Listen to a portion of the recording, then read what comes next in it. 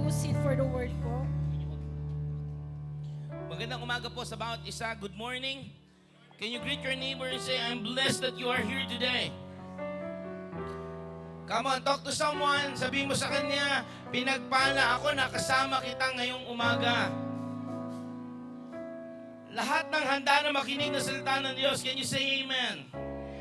Alright, before we read the Word of God, alright, I just want to address this. This church is gonna celebrate its 40th year next February. 40 taong katapatan ng Diyos sa simbahan na ito. Right? Ibig sabihin, ang Diyos na pinaglilingkuran natin ay Diyos na buhay. Totoong Diyos. At buhay siya sa church na ito. Marami pong nagtatangka magawa ng simbahan, pero wala pang 2-3 taon, namamatay. Umabot man sila 5 hanggang 10, namamatay, pero tayo, ang Diyos na pinaglilingkuran natin, Diyos na buhay. And the good news about it is we have 114 churches all over the world na patunay na buhay ang Diyos na pinaglilingkuran natin. Segue lang po ko onte. Kaya kung minaririnig kayong paninira sa buhay na church, automatic galing sa demonyo at sa kaaway yon. Dahil hindi titirahin ng kaaway ang sira na at sa demonyo na church. Kaya kung may paninira sa church, pagtanggol mo naman kung mahal mo ang church. Amen? Now, alam naman natin, ang simbahan talaga laging under attack ng kaaway. Pero what do? We keep on the faith, patuloy tayo sa pagiging banal, at sa pagiging tapat sa Diyos. Amen? Kaya walang ayawan hanggang balikan tayo ng Diyos. Abutan niya tayong lahat naglilingkod ng may kabanalan. Naabutan niya tayong lahat naglilingkod, sumasamba sa Kanya na may kaayusan ng puso, isip. Amen? Huwag kang magpapapigil sa pagsamba, ano man ang iyong malaman, ano man ang iyong marinig. No, we believe we walk in righteousness, holiness, and faithfulness in this church. Amen? Sino dito mga mahal na mahal ng church niya? Thank you for those hands na mahal ng church niya. Doon sa hindi po nag-aalangan ka, welcome to church. Sa mga first time, second time, third time na nakasama namin ngayon, welcome po sa inyong spiritual home. For in this church, we honor God, we love people, and we are family. Pagpalain ng Diyos sa kanyang salita ngayong umaga. Buksan natin ating Biblia sa Matthew chapter 4, verse 4. And the topic for today is nourishing our spiritual health. Yun po pag-uusapan natin. Isang malusog na espiritu at kaluluwa. Amen? Dahil marami po malnourished. Marami po ay diabetic. Maraming Kristiyano ang may dietary sa maling pamamaraan, lalo na pagpatungkol sa Diyos.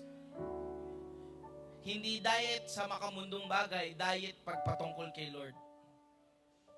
Yun ang katotohanan. Nourishing our spiritual health. Matthew chapter 4 verse 4, ito po ang sabi ng salita ng Diyos. Man shall not live by bread alone, but by every word that proceeds out of the mouth of God.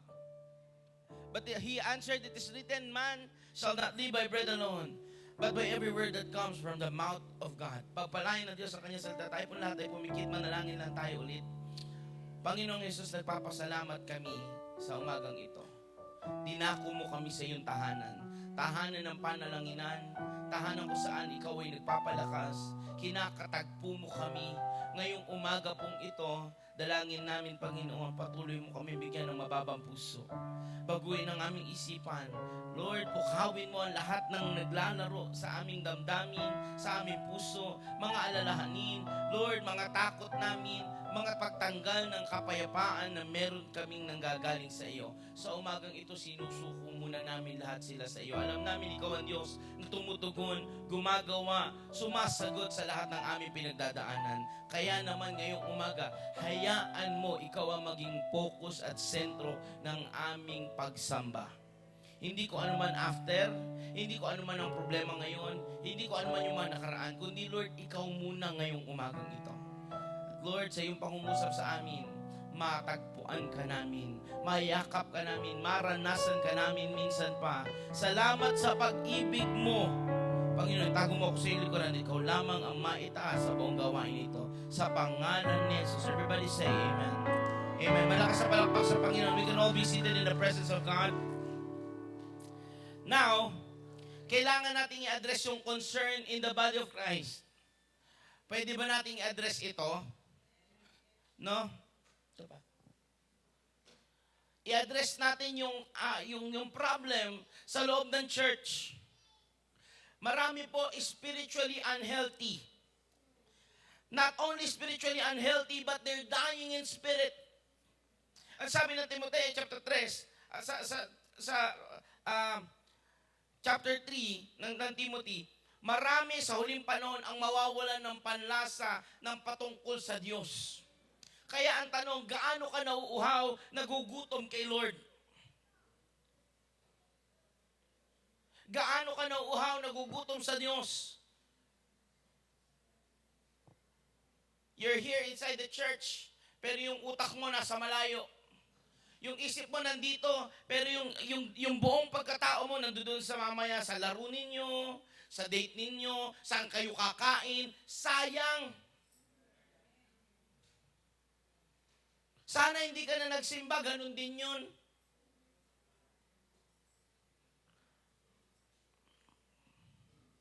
Wala nang gusto magsalita. I'm telling you the truth. Sinasabi ko po ang katotohanan, sayang ang buhay pagsamba mo. Kung nasa loob ka na ng church pero wala ka pa dito, nag-guess nyo yung point na yon? Pwede nandito ka physically pero yung mind mo, yung spirit mo nasa malayong lugar. You're missing out. Alam nyo po, ito'y reflection on what's happening inside our family. Kung ano nangyayari sa loob ng church, sa iyong spirito, yun din ang nangyayari sa iyong pamilya. Tingnan mo, magkakasama kayo kumakain pero lahat kayo hindi nag-uusap. Sino dito may patotoong ganyan? Nagde-date nga kayo, lalabas nga kayo, kakain nga kayo sa labas, pero pagdating sa pagkainan o order, pero lahat may cellphone, kanya-kanyang usap eh.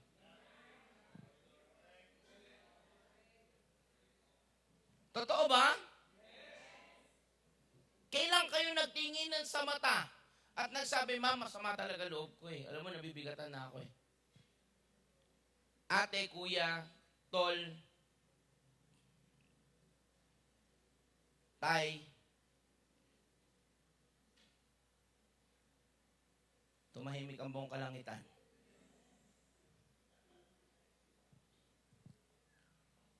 Yun ang reflection ng spiritual life mo. Nagmamanifest na papuntang physical.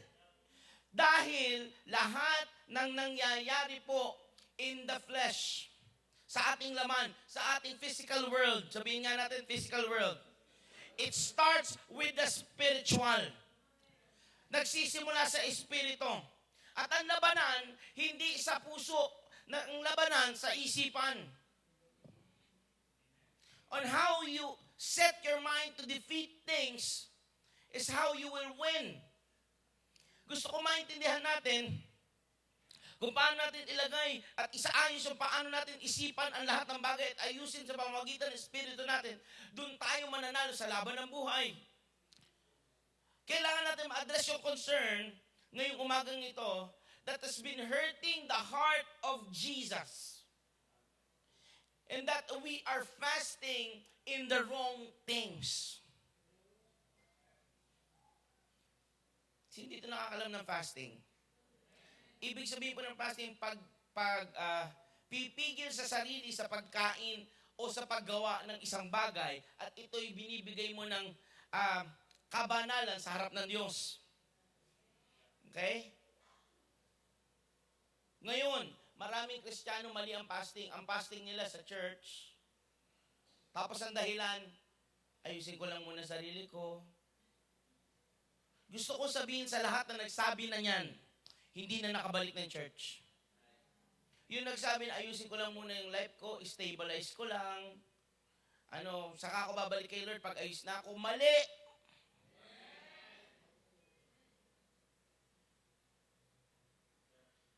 Walang lumapit sa Diyos na ayos na.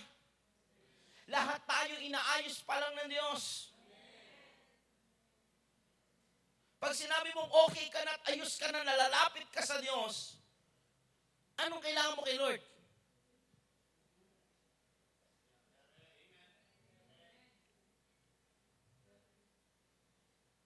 Many people are very healthy outside or physically.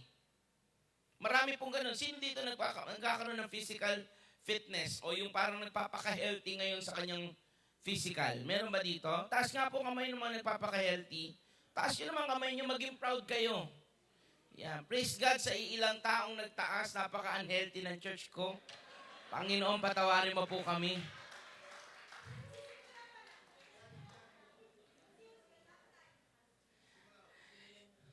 Sisimulan ko nang muli. Ano ba naman yan? Baka hindi lang po na-gets nung iba. Baka nahihiya, baka ma-offend yung katabi niya. No? Tanungin natin ulit. Sino dito nagsusubok? Ay, hindi. Huwag magsusubok. Lahat tayo nagsusubok eh. Bihira itong mga to eh. Yung gumagawa talaga at lumalakad na gusto niya, ngayon, ginagawa niya, nagda-diet, nagja-jogging, nagwo-walking, kumakain ng gulay, ng prutas, hindi ng samgyup. No? Nagpapaka-healthy. Meron po ba dito? Alam nyo, okay, makinig. Hindi lahat ng gumagawa ng nagpapaka-healthy dahil ginusto nila. Yung iba nire-require na ng doktor sa kanila. Totoo ba? Sikuhin mo yung katabi mo, sabi mo, nabuking ka. Mataas na masyado ang kolesterol mo. Mataas na ang uric mo, kapatid. Yung creatinine mo, skyrocket. Valedictorian ng grades mo. Naintindihan? Hindi lahat. Pero ngayong umaga, gusto ko pong malaman natin kung paano nire-require tayo ng doktor magpaka-healthy physically. Bilang pastor nyo, I'm requiring you to be healthy spiritually.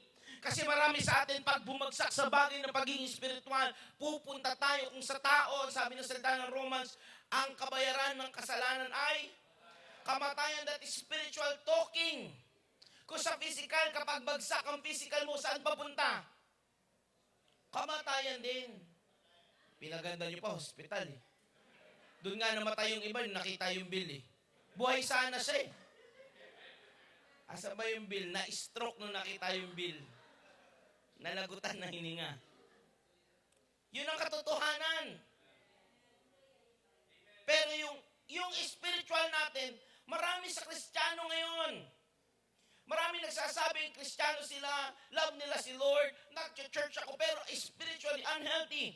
And that concerns me. Gusto ko lang po magbigay ng 5 bagay na dapat gawin natin, na ina-apply naman natin physically, but we don't apply it spiritually. Can we understand these words? Pwede ba natin alamin kung ano yung mga bagay na nire-require mo physically but you don't apply it with your spiritual? Simula tayo. Sa lahat ng handa na, can you say amen? Number 1, para magkaroon tayo ng spiritual health na maganda, maayos, healthy spirit, we must eat the Word of God. Matthew chapter 4 verse 4, hindi lang sa tinapay na bubuhay ang tao. Saan daw?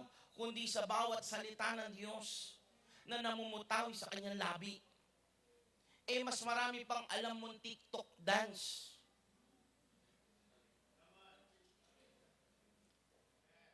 Kaysa sa Word of God.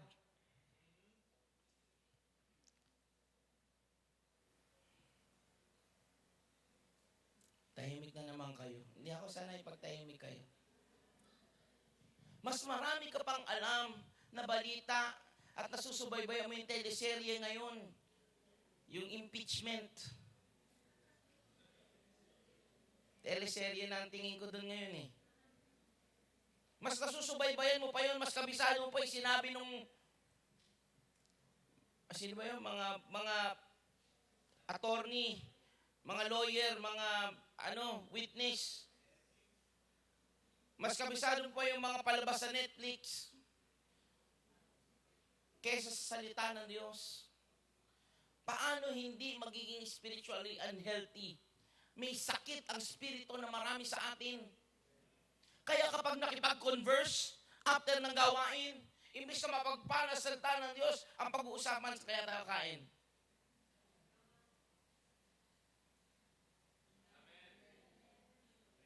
Iilan pa ba sa loob ng church na pagtapos ng gawain nagpapalakasan pa ulit? Buong linggo na yun ang usapan nyo, saan pupunta, saan gagala, saan kakain, anong panonoorin, anong pwedeng gawin, saan lalabas, saan papasyal. Buong linggo na yun. Pagtapos ng work, saan kaya, kwentuhan, chismisan, ilang beses sa buong linggo na salita ng Diyos ang lumalabas sa iyo. Tapos, magtataka ka, bakit wala kang gana sa Diyos? Ang isang bata, pag hindi mo tinuruan kumain ng gulay, lalaking hindi kumakain ng gulay.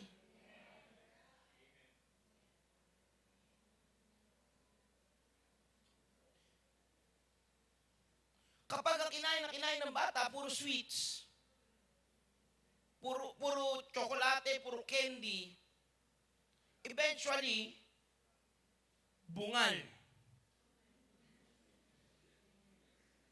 Sorry po. Sabi nung matanda nila, ouch.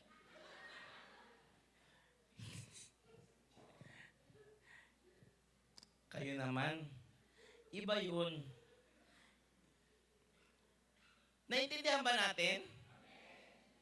Kaya very unhealthy ang marami. Sabi ng salita ng Diyos, kailangan natin kumain ng salita niya. Buong linggo ka na, nasa ganung bagay. Ano ba naman yung extra hours? Ano ba naman yung Sunday mo, i-dedicate mo na talaga kay Lord? Na kapag may nabasang salita ng Diyos, automatic, kapisado mo yun buong linggo. Narinig ko, Matthew chapter 4, verse 4. Hindi lang sa mga tinapay nabubuhay ang isang tao, kundi sa salita rin ng Diyos. Maniwala ka sa hindi. Gaano kadami yung bata na iyan, please pakikuha.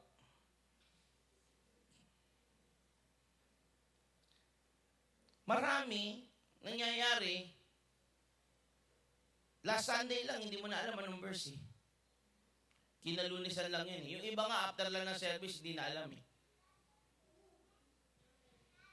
Totoo, hindi.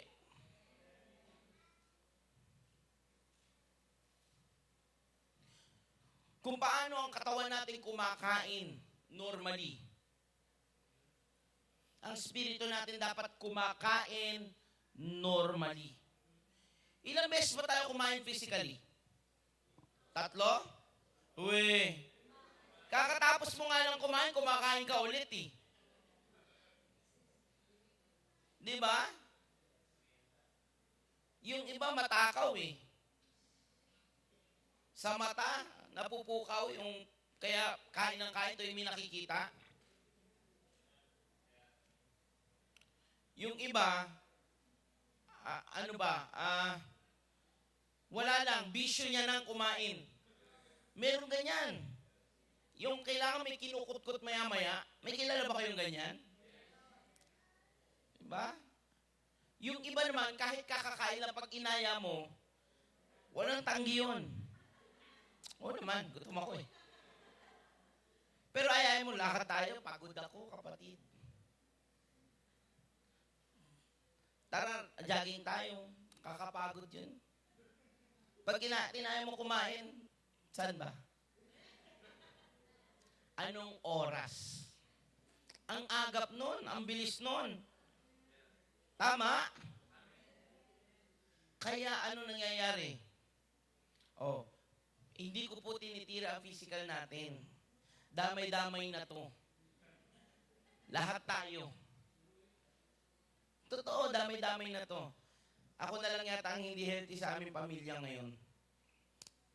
Lahat sila ay sa lahat na nakakarinig, nagpalay po daw si Pastora Melan, hindi po totoo yun. Babasagin ko lang yung kwento na yan sa inyo. Obviously, naman, nagpaka-healthy po siya, ang tanda na rin po niya. Maganda lang talaga ang Pastora Melan nyo. Kaya hindi siya mukhang matanda. Dinayet niya yan ng pagkatagal. At sa maraming impluensya ng scientifico. Science. Hindi. Naintindihan natin, kailangan natin maging physically healthy. Ako sabi ko nga, ako rin eh. Ano dyan eh, bagsak eh. Pero hindi naman maganda, bagsak ka na physically, bagsak ka pa spiritually. As Christians, dadating ka, na-imagine nyo na ba ito? Nakakita po kayo ng malnourished na bata. Awang-awa ako sa mga ganung bata yung naglalakad ng lilimos. Tapos, malnourished na siya, dala niya pa yung kapatid niyang maliit. Ganun din. Sino dito nakakita ng ganun? Naawa ba kayo sa ganun? Yung ibang hindi naawa, may puso ba kayo? Ang hirap nyo kausap eh. Hindi ko alam, sa lulugar eh. Yung may mga puso na lang po kausapin ko, sandali. Usap tayo ha. Kasi tayo lang nagkakaintindihan eh. Yung mga wala naman pong pakialam, huwag mangyari sa inyo yan. Alright. Pag nakakita ko ng gano'n, naawa ko. Pero sana na-imagine nyo na itong bagay na ito. Darating ka one day sa langit.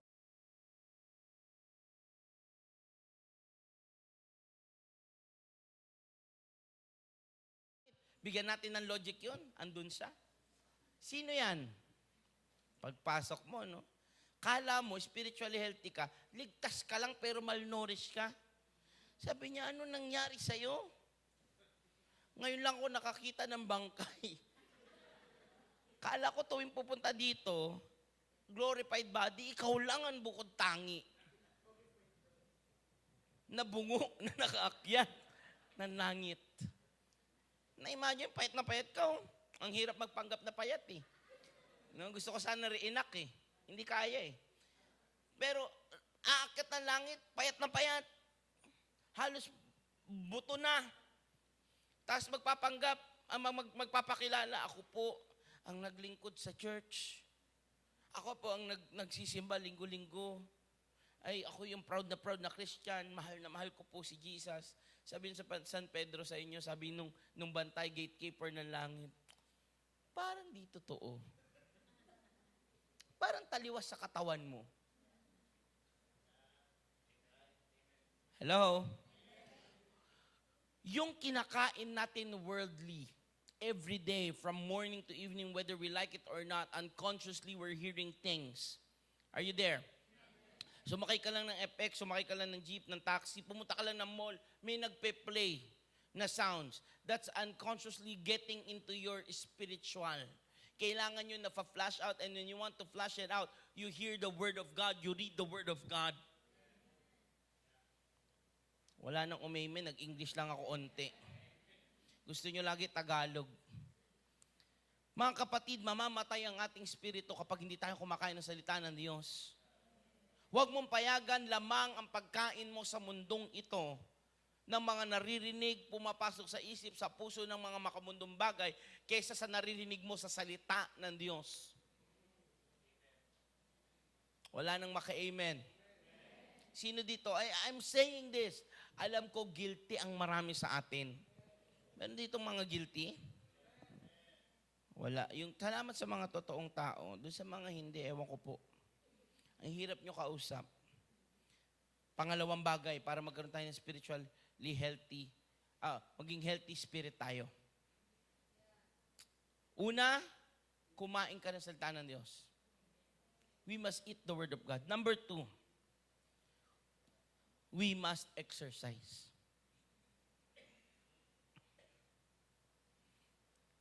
Sabihin mo nga sa kata mo, mag-exercise tayo. Maraming Kristiyano, nakikinig kayo? Ginawang literal yung kanta. Mag-exercise tayo tuwing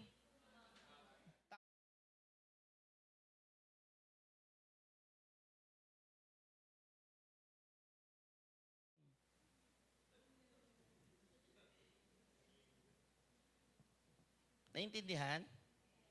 Marami, ang exercise ng spirit lang nila every Sunday morning. Meron ba dito everyday they exercise their spirit?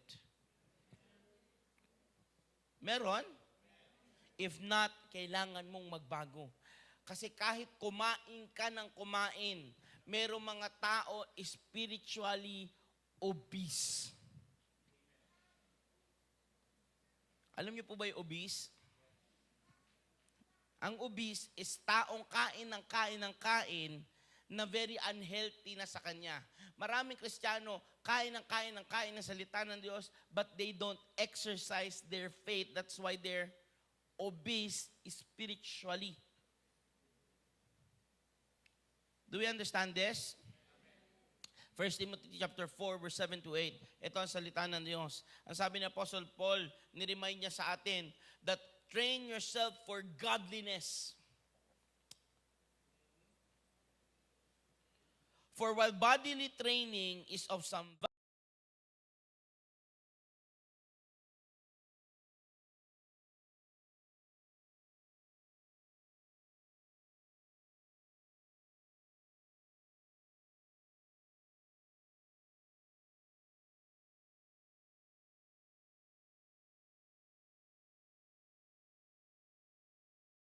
makadiyos o yung mga spiritual na ine-exercise mo.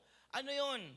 Mula sa yung mga makakaharap, kahit anong inis mo, kahit anong galit mo, maayos ka, you're representing God. Hello? Sa yung paghihirap, sa yung kakulangan, pinapractice mo na alam mo, nire-represent mo si Lord. Kaya maayos ang iyong pakikitungo, maayos ka lumakad sa buhay.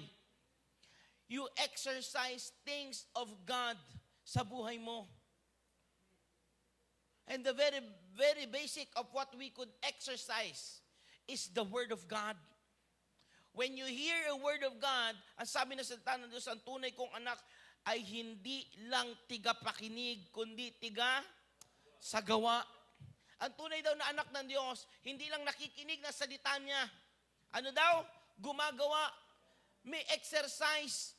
Merong example, may living nung kanyang word. Hello?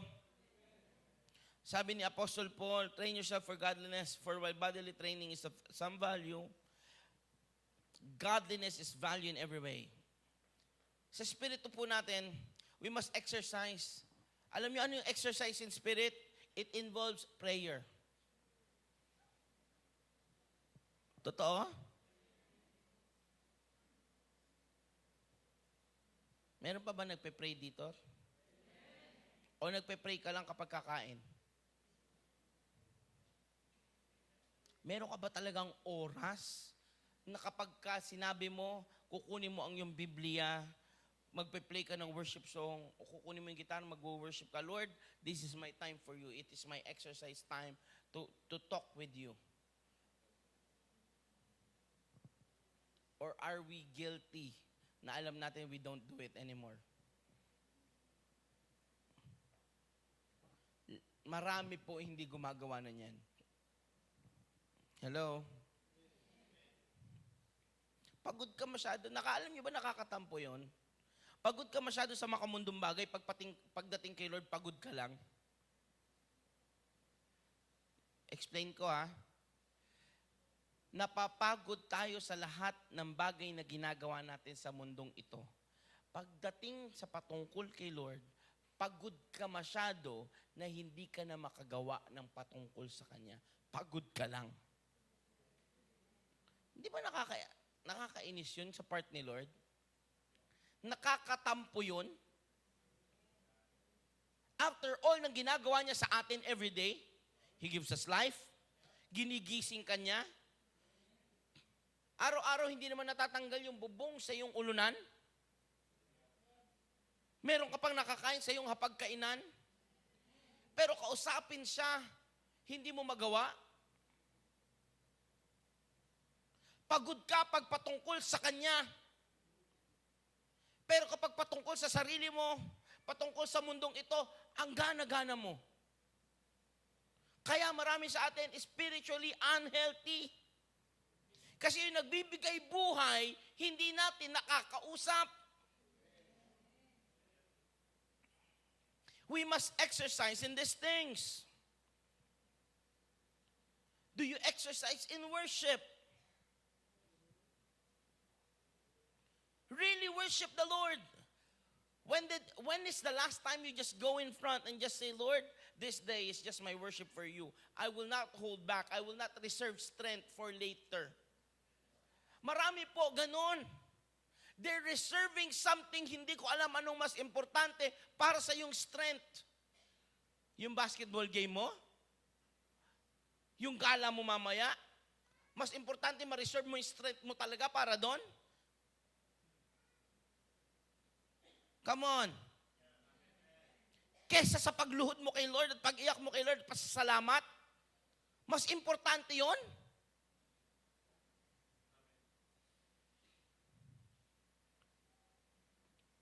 Tapos magtataka tayo, bakit spiritually unhealthy tayo? Bakit umay na umay kapag patungkol kay Lord? Hindi ka nag-exercise ng patungkol sa Diyos. Hindi ka pagod sa pagtatrabaho, hindi ka pagod sa paggala, hindi ka pagod sa pakipagchismisan, pakipagkwentuhan, paggawa ng mga walang kwentang bagay. Game na game ka, ganado ka. Magpipickleball, ano pa bang mga trip ninyo ngayon? Yung mga sikat eh. Iba, magche-chess, magbibilyar. Ganado ka, talagang kahit magpuyatan tayo dito. Talagang tirik mata to. Gina G ka eh. Iba naman mga kabataan, sasayaw pa kami mamaya, kailangan energetic ako eh.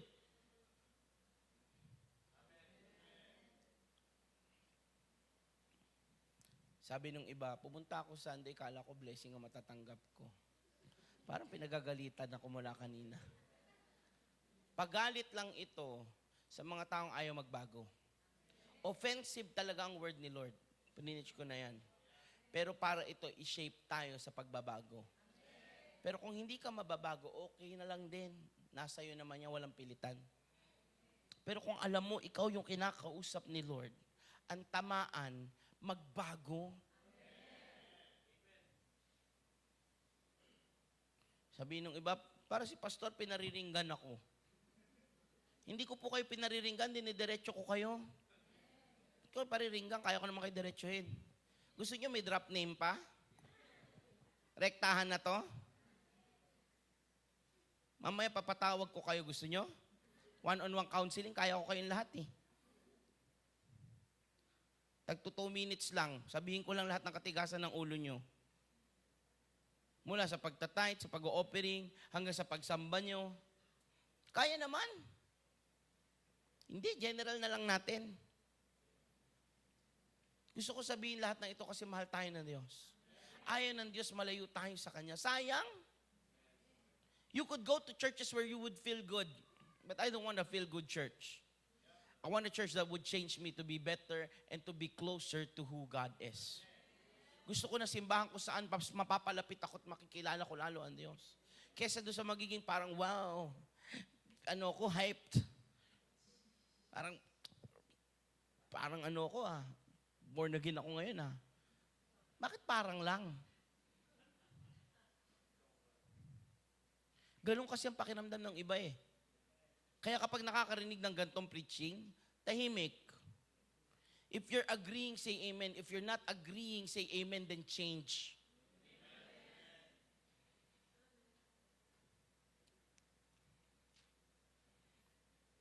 When we engage in these activities, when we worship, when we pray, when we do service, we exercise. Kapag uma-attend tayo ng gawain, we exercise. Pag nagpe-pray, we exercise. Pag nag-worship, we exercise. Naintindihan natin lahat? Una, kumain tayo ng salita ng Diyos. Pangalawa, we must exercise the Word of God. We must exercise godliness. Number 3.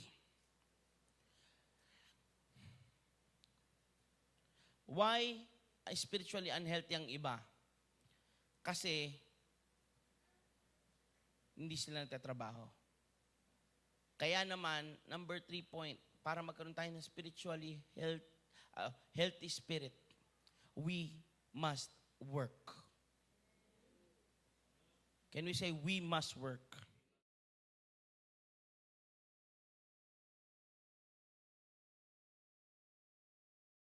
Kapag sinabing must, hindi po ito bahala ka. Kundi ang ibig sabihin ng must, obligado ka. Wala kang choice. We must work para magkaroon tayo ng healthy spirit. Requirement ito, required ito. James chapter 2 verse 14 to 17. Sa lahat nga po na nakakasunod, pwede bang palakpakan muna natin ating Panginoon?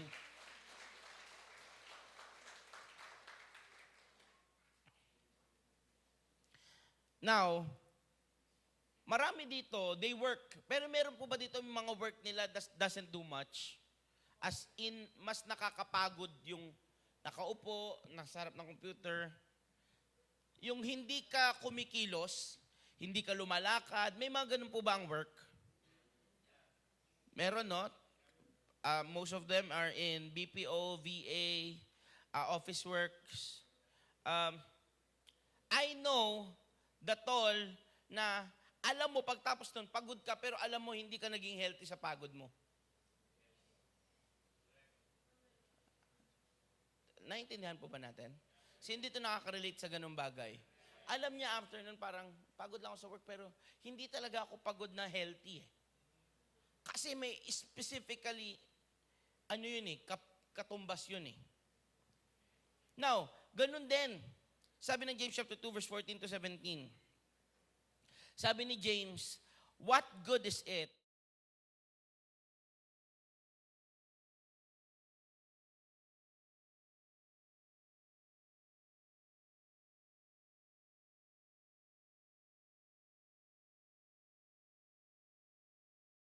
the Lord? Tinawag tayo para magtrabaho para kay Lord. Ganun nga ang ating kaligtasan, pero hindi tayo naligtas sa ating mga gawa.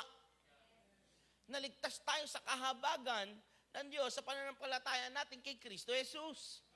Pero ang katumbas ng kaligtasan, naintindihan natin, okay, gusto ko pong i-clarify sa lahat. Lilinawin natin. Hindi tayo magtatrabaho at maglilingkod kay Lord para maligtas. Kundi niligtas tayo ng Diyos bilang pasasalamat na kapaglilingkod tayo sa Kanya. Sa paanong pamamaraan, we serve. Can we say we serve? Naglilingkod tayo. Saan? Una, sa ating Diyos. Pangalawa, sa bawat isa. To our neighbors. Love your neighbor as you love yourself. 2 greatest commandments yun eh. Love your God and love your neighbor. Ibig sabihin nung love na yon, love without service, wala rin yon. You work for them. Kaya sabi ni James, patay ang pananampalatayang walang gawa. Ngayon ang tanong, bakit po spiritually unhealthy ako? Kasi gawa ka ng gawa sa mundo lang, pero in your spirit wala kang nagagawa. Do you share the word of God? Nakapag-share ka ba sa mga colleagues mo? Sa mga katrabaho mo? Sa mga kaibigan mo? Are you proud of being a Christian? Baka naman double agent ka. Secret agent ka. Secret agent Christian. Alam niyo yung secret agent? Bawal ma-reveal ang identity nila. Maraming ganong Kristiyano, secret agent eh. Bawal malamang Kristiyano ako. Very secretive to. Ano yun? Ganun po ang maraming Kristiyano. Bakit? Kasi nabubuhay sa kasalanan. Alam nila, tatanungin sila. Alam niyo po ba paano malalaman nasa totoong religion ka? Question ng pagiging religion mo. Yung pagiging Kristiyano mo. Uulitin ko kailan kayo nakarinig ng Kristiyano o ng tao kinutya? Katoliko ka pa naman, ganyan ka. Wala, di ba? Nakarinig mo kayo ng iglesia ka pa man, ganyan ka. Wala. Pero makakarinig ka ng gantong salita, lagi at common ito. Di ba born again ka? Born again ka pa naman, ganyan ka. Bakit lagi pinagagalitan pa? Christian ka pa. Bakit? Kasi ang taas ng standard nila pagpatungkol sa'yo.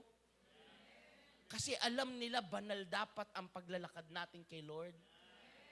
May katapatan dapat. Yugyugin mo yung katabi mo, sabi mo sa kanya, makinig ka. Sabi ko, yugyugin mo para magising.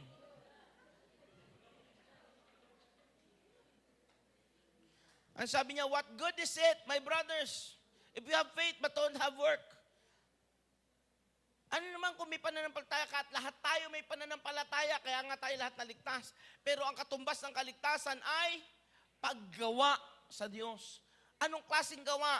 Pagsaserve kay God, pagsaserve sa tao, at pagsishare ng gospel ng Word of God. Malinaw ba yon?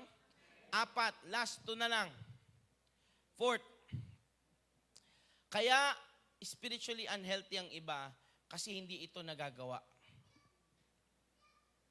Itong bagay na ito.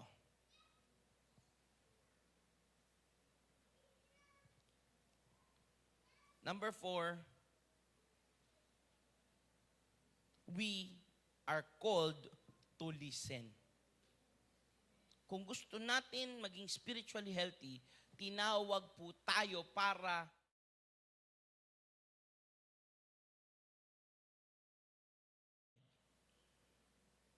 alam niyo po, many Christians fail to listen. You know why? Because in their prayer, they just want to talk, they don't want to listen. It's part of prayer that we wait for the answer of the Lord. Ulitin ko po yun parte kasama sa panalangin ang pag-aantay sa pagsagot ng Diyos.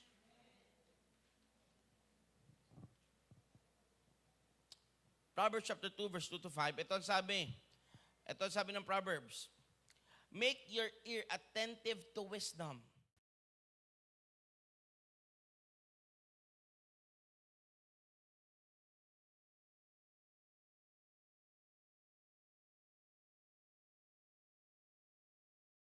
Marunong makinig.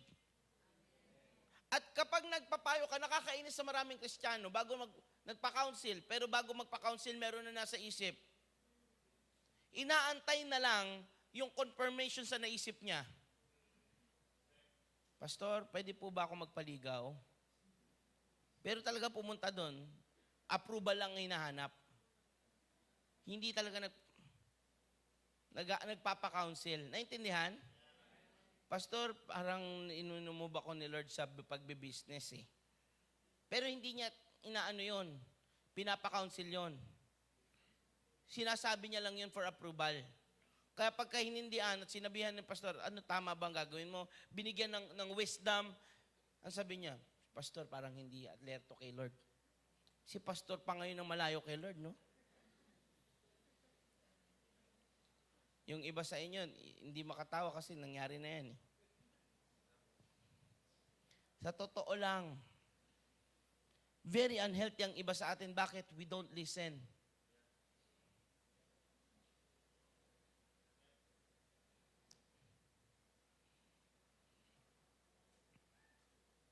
Wala ngayong understanding yung iba. Kasi yung puso nila, walang pumapasok na tamang pinakikinggan. Maraming Kristiyano ang pinakikinggan mundo.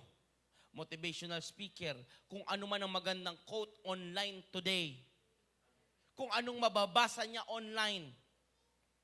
Imbes na yung salita ng Diyos, imbes yung mga pastor niya ang pakikinggan.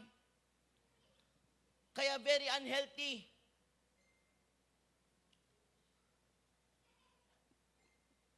Ilang beses na kayong pinangaralan sa mga bagay na alam nyo tama. Hindi nyo pinakikinggan. Kasi ang pakikinig, hindi lang pumapasok sa tenga at lalabas sa kabila. Ang pakikinig, may kalakip na paggawa.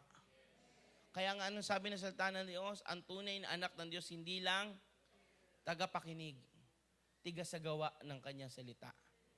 Amen? Ang salita ng Diyos, nangungusap individually. Alam mo kapag mali ang iyong gagawin. There's a still small voice. Yung tinatawag na Holy Spirit o yung conviction ng banal na Espiritu sa iyo. Kung oo o hindi.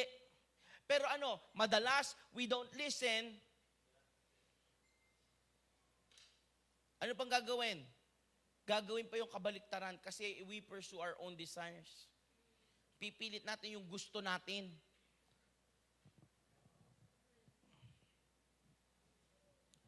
We must learn to listen actively. We must know how to hear His guidance. At gagamit si Lord, hindi siya from heaven magsasalita sa iyo na may audible voice na ako ito, anak. Hindi ganon. Nung tinawag po si Samuel, nakikinig kayo? Si Samuel po ay natutulog sa tabi ng Ark of the Covenant. Nandoon siya, binigay siya as ay offering ng kanyang mama na si Hannah sa temple to serve. Kasi walang baby si Hannah, pero sabi niya, Lord, bigyan mo ako baby, maglilingkod kami. Yung anak ko sa iyo ko paglilingkurin. Maraming ganyan ang pangako kay Lord. Hindi ginawa. Okay. Nandun na ngayon tayo, si Samuel nagsiserve, natutulog sa tabi ng Ark of the Covenant, ibig sabihin, sobrang lakas niya. Kasi namamatay ka kapag nandun ka eh. Ibig sabihin, sobrang lakas niya kay Lord. Ganun siya nabubuhay sa kabanalan. One day, tinawag siya ng Diyos. Alam niyo anong tinig? Tumakbo siya. First time, sabi niya, Prophet Eli, kaano niyo po ba ako? Tawag niyo po ba ako? Sabi ni Eli, hindi, matulog ka na nga, alipungatan ka lang. Tulog ka na. Hindi kita tinatawag. Pangalawang beses, ganun din. Samuel. Takbo siya. Prophet Eli, tawag niyo ako eh. Kailangan niyo ba ako? Anong kailangan niyo? Sabi ni Prophet Eli, hindi nga kita tawag. Matulog ka na. Third time, ganun din. Nalaman ni Prophet Eli, ang Diyos ang tumatawag sa kanya. Sabi niya, kapag narinig mo ulit ang pagtawag, sabihin mo, andito po ako, anong kailangan niyo? Ang Diyos ang kumakausap sa iyo. What you didn't understand in that story is the voice of God sounds like a familiar voice of your life. Ang boses ng Diyos ay tinig kung saan pamilyar mong pinakikinggan.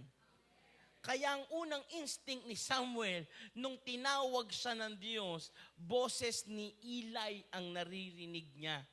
Kaya kapag naririnig yung tinig ng pastor nyo, makinig kayo kasi ang Diyos na may didesisyonan ka sa buhay. Tapos parang pinagagalitan ka ni Pastor Bus. Narinig ko si Pastor, parang, wag ko daw gawin. O kaya nakukonvict ka, may salita na pamilyar ka. Ang Diyos ang nangungusap sa'yo. Pwede bang palakpakan muna natin si Lord? It is a very familiar voice sa buhay mo kapag nangungusap ang Diyos. Alam niyo po, kapag kinakausap ako ng Diyos, ang madalas narinig ko, boss ng tatay ko o ng nanay ko. Pag nangungusap si Lord sa akin.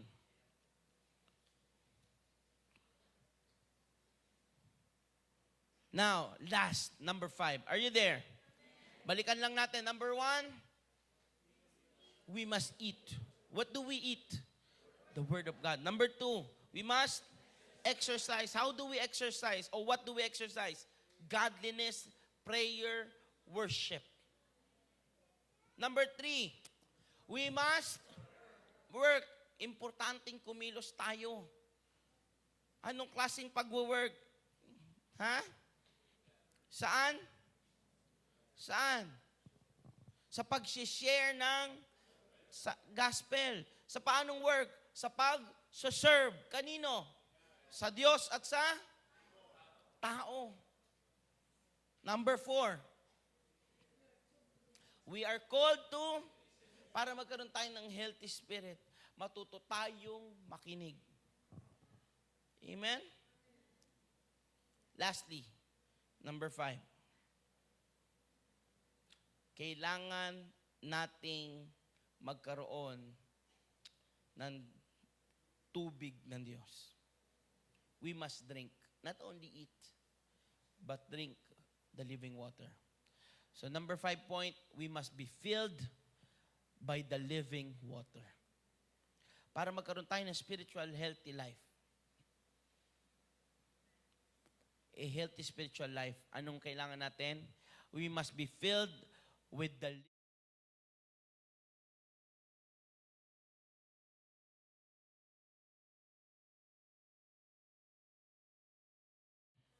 Sino yan? Si Jesus. Sa John chapter 4 po, dumating ang pagkakataon tapos mangaral si Jesus at papunta na siya ng Galilee pero dumaan siya doon sa isang lugar kung saan tinatawag na Jacob's Well. At may mga tao doon na nakatira kundi mga Samaritans ito. At ang sabi dito, yung sa mga Samaritans, ang Jew at Samaritans, they don't have anything in common. Magkahiwalay sila ng pananampalataya. Magkaiba sila ng pinaniniwalaan at hindi sila nagsasama. Ang mga Samaritans at mga Jews. At si Jesus, very well known as Jew. Pagdating niya doon sa Jacob's Well, ang sabi niya, madaling araw. Ang sabi niya, pwede mo ba akong bigyan ng tubig kasi dumaan tong Samaritan woman eh.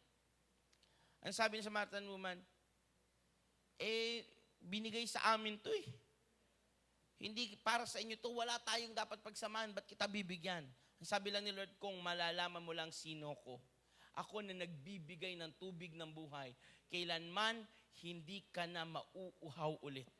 Alam niyo po ba, maraming Kristiyano kaya spiritually unhealthy kasi uhaw na uhaw yung spirit nila. Pero ang finifeed nila dito ay mga bagay ng tubig ng mundo. Motivational quotes cannot quench your thirst in the spirit. Let me say that again. Motivational quotes cannot quench your thirst in the spirit.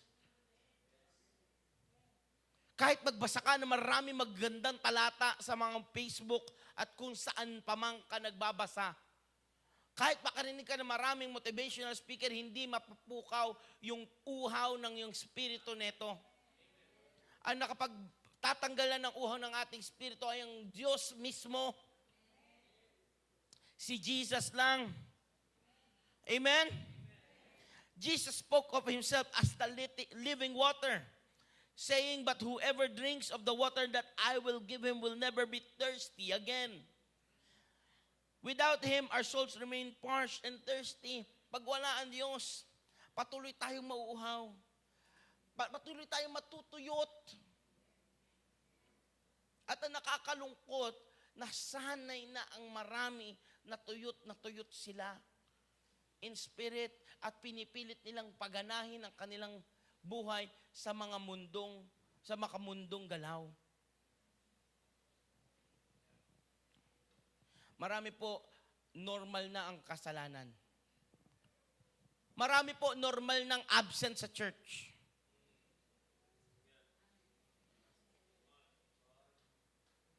Ang masaklap, sila pa ngayon na naghahanap ng imbis na sila ang merong kusa na magsabi, Lord, sorry. Sila pa ngayon ang kailangan abutin. Sabi mo nga sa katabi mo, huwag ka naman ganun. Walang kausap yung iba.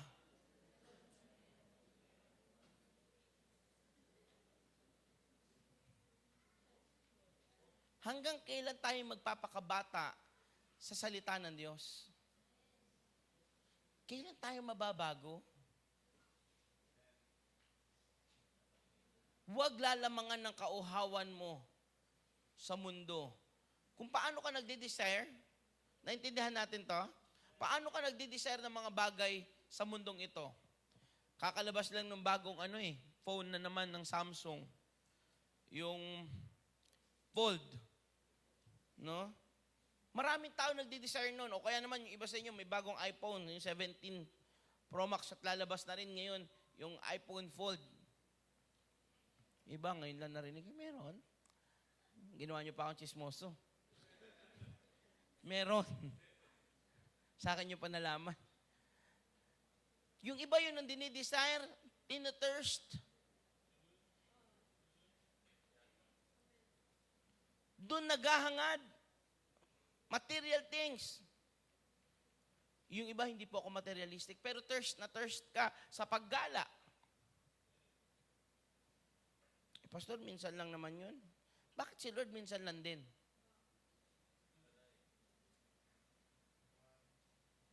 Yon, kapag gagawin mo, hindi optional. Pag patungkol kay Lord, pwedeng optional siya.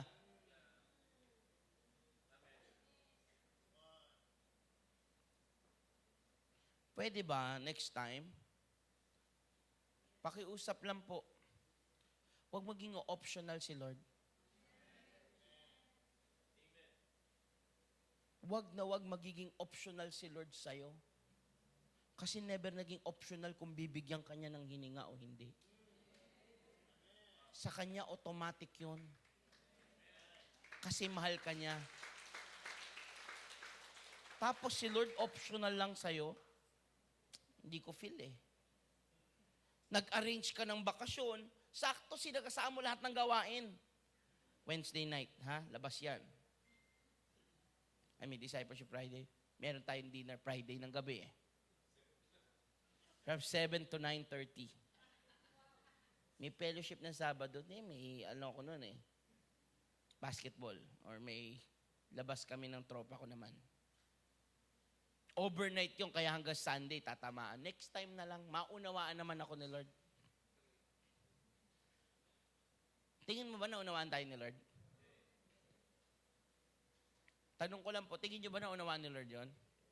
Iniintindi niya na lang, iba yung naunawaan niya. Kasi pag naunawaan niya, naranasan niya. Pero sa kanya, hindi naging optional yon.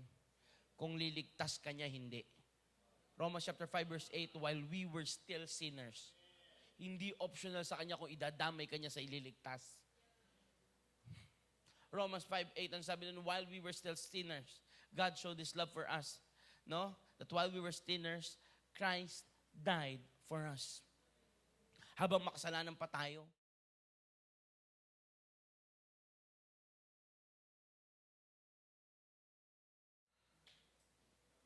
Kung gusto mo talaga mabuhay, huwag ka mauhaw sa mga bagay na makamundo. Mga kabataan, huwag kayo mauhaw sa relasyon. Magkaroon kayo ng tunay na relasyon sa Diyos. Kung tingin nyo yung butas sa buhay ninyo, mapupunuan ng relasyon sa lalaki, sa kapwa ninyo, hindi. That hole is too much big for a person to fill. That hole can only be filled by Jesus. If you're longing for a relationship, long for Jesus. And I'll tell you, hindi kanya bibiguin. Mga kapatid, God must not be optional for you. Holiness must not be optional. Hello? Faithfulness to God must not be optional. Kapag sinabing optional, meron kang pagpipilian. Hindi. Wala. Pagpatungkol kay Lord, dapat siya kaagad. Maging pagsaserve ng marami, Kristiyano na, optional pa din. Sasayaw kaya ako? Kakanta kaya ako? Pupunta kaya ako ng church? Hello?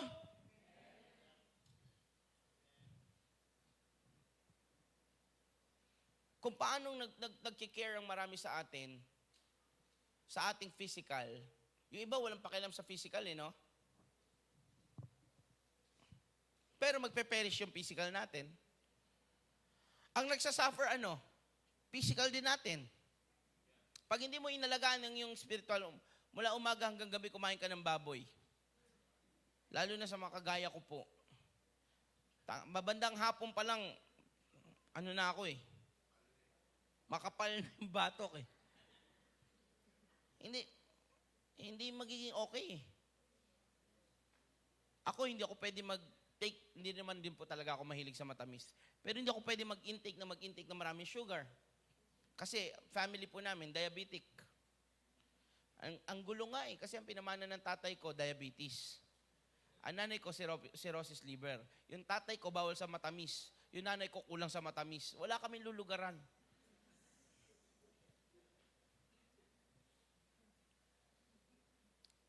Kapag hindi inalagaan ng physical, merong katumbas na kaparusahan. Hindi naman yun ang mahalaga talaga. Kasi ang mahalaga yung panghabang buhay. Kaya kapag hindi mo inalagaan, maging healthy ang spiritual mo, ang katumbas, yung panghabang buhay. Ngayong umagang ito, I challenge each and every one of us. Lahat tayo hinahamon ko mula sa lahat ng pastoral leadership hanggang sa bawat isang miyembro umaten kung kahit first time mo sa church na ito. Be spiritually healthy. Magpaka-healthy ka spiritually. Magbasa ka ng Bible, umating ka ng church. Mag-serve ka kay Lord, mag-serve ka sa tao. And in this church, lahat naman yun magagawa natin. Huwag maging option sa'yo si Lord. Kung sumasayaw ka noon, sumayaw ka ulit ngayon para kay Lord. Kung kumakanta ka na noon, kumanta ka ulit ngayon para kay Lord. Magpaka-healthy ka, you must work, you must exercise your faith. Kung matagal ka na hindi nag-share, mag-share ka ulit sa kaibigan mo. Hindi ka na nag-i-invite, mag-invite ka ulit. I challenge each and every one of us. Let's be healthy spiritually. Amen? Palakpakan natin malakas ang Panginoon, tayong lahat ay tumayo.